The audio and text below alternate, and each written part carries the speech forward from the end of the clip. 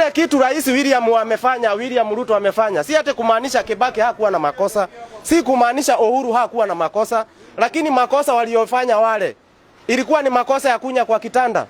Lakini William Ruto amekunya kwa ndoo ya unga. Na hii haiwezi safishika hata tukae chini wiki moja tufikirie vile tutasafisha. Hii kitu ni unga yote imwagwe chini na ndoo ipasuliwe. Tusiage unga ingine. Si mambo ya kupunguza, iregeshwe mahali ilikuwa.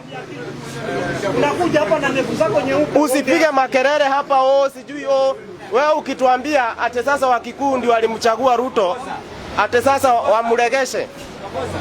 Mimi ningependa kusema hivi. Kwa ule muda ambao umebaki kwa William Ruto, na huo ndio ukweli wa mambo. Rais William Ruto nimepata habari kwamba uko hapa Mombasa.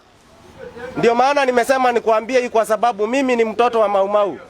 Na wewe ni rais wa Jamhuri ya Kenya. Na najua ukienda Nairobi kabla sijasema utaenda kusema mtoto wa Mau Mau ni muoga. Sasa mimi nakuambia hivi Mheshimiwa Rais.